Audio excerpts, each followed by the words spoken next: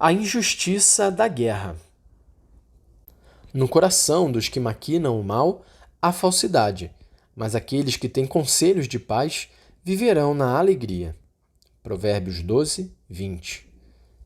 No entanto, há quem busque soluções na guerra, que frequentemente se nutre com a perversão das relações, com as ambições hegemônicas, os abusos de poder, com o medo do outro e a diferença vista como obstáculo. A guerra não é um fantasma do passado, mas tornou-se uma ameaça constante. O mundo está a encontrar cada vez mais dificuldade no lento caminho da paz, que prendera e começava a dar alguns frutos. Dado que se estão a criar novamente as condições para a proliferação de guerras, lembro que a guerra é a negação de todos os direitos e uma agressão dramática ao meio ambiente. Se quiser um desenvolvimento humano integral, autêntico para todos, é preciso continuar incansavelmente no esforço de evitar a guerra entre as nações e os povos. Para isso, é preciso garantir o domínio incontrastado do direito e o recurso incansável às negociações, aos mediadores e à arbitragem, como é proposto pela Carta das Nações Unidas, verdadeira norma jurídica fundamental. Quero destacar que os 75 anos de existência das Nações Unidas e a experiência dos primeiros 20 anos deste milênio mostram que a plena aplicação das normas internacionais é realmente eficaz e que a sua inobservância é nociva. A Carta das Nações Unidas, respeitada e aplicada com transparência e sinceridade, é um ponto de referência obrigatório de justiça e um veículo de paz. Mas isto pressupõe não disfarçar intenções ilícitas, nem colocar os interesses particulares de um país ou grupo acima do bem comum mundial.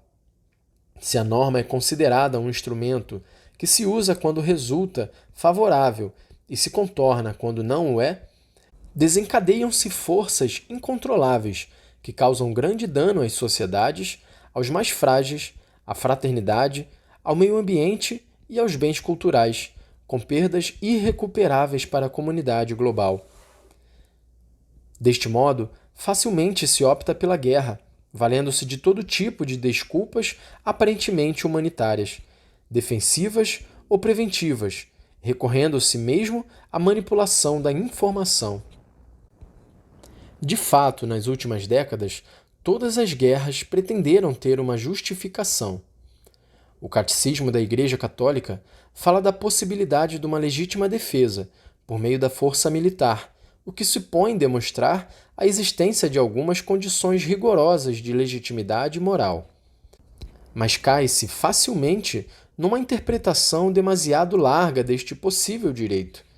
Assim, pretende-se indevidamente justificar, inclusive, ataques preventivos ou ações bélicas que dificilmente não acarretem males e desordens mais graves do que o mal a eliminar.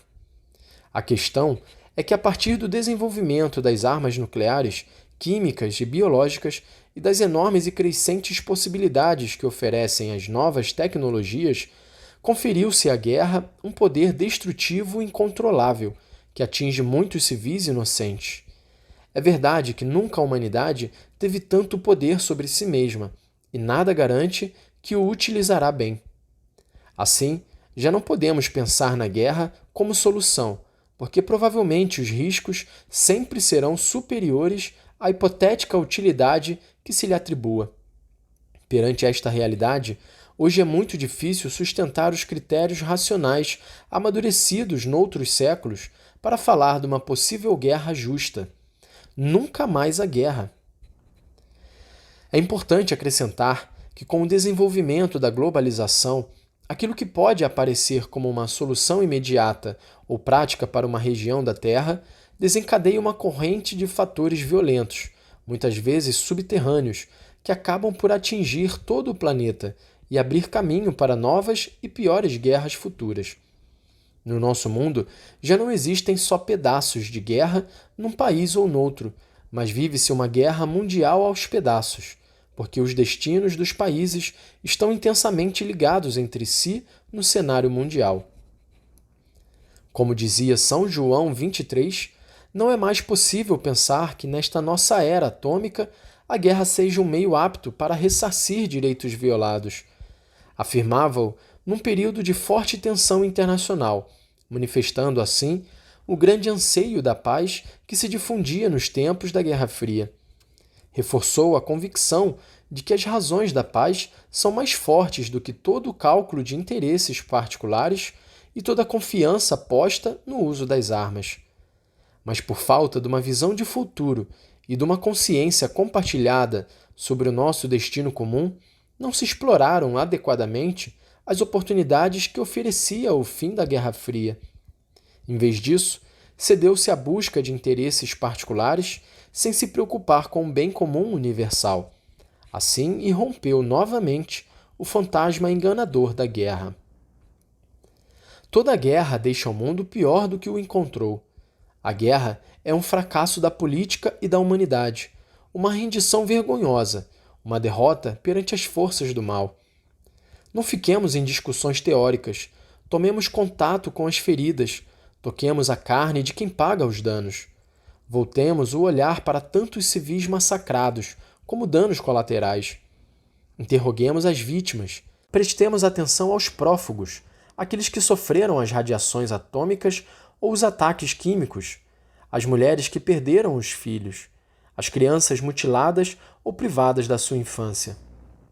Consideremos a verdade destas vítimas da violência, olhemos a realidade com os seus olhos e escutemos as suas histórias com o coração aberto.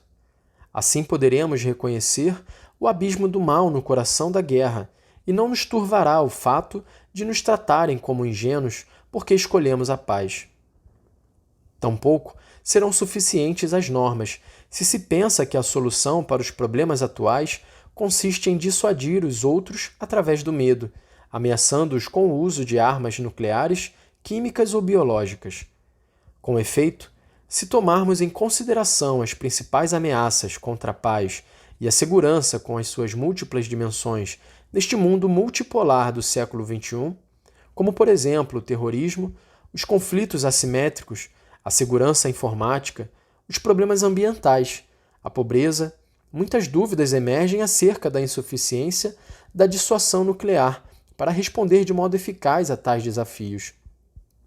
Estas preocupações assumem ainda mais consistência quando consideramos as catastróficas consequências humanitárias e ambientais que derivam de qualquer utilização das armas nucleares, com efeitos devastadores, indiscriminados e incontroláveis no tempo e no espaço.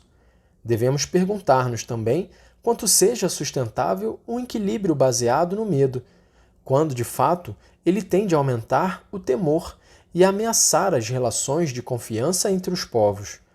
A paz e a estabilidade internacionais não podem ser fundadas num falso sentido de segurança, na ameaça de uma destruição recíproca ou de um aniquilamento total, na manutenção de um equilíbrio de poder. Em tal contexto, o objetivo final da eliminação total das armas nucleares torna-se um desafio, mas também um imperativo moral e humanitário. A crescente interdependência e a globalização significam que a resposta que se der à ameaça de armas nucleares deve ser coletiva e planeada, baseada na confiança recíproca, que só pode ser construída através do diálogo sinceramente dirigido para o bem comum e não para a tutela de interesses velados ou particulares. E com o dinheiro usado em armas e noutras despesas militares, construamos um fundo mundial para acabar de vez com a fome e para o desenvolvimento dos países mais pobres, a fim de que os seus habitantes não recorram a soluções violentas ou enganadoras, nem precisem de abandonar os seus países à procura de uma vida mais digna.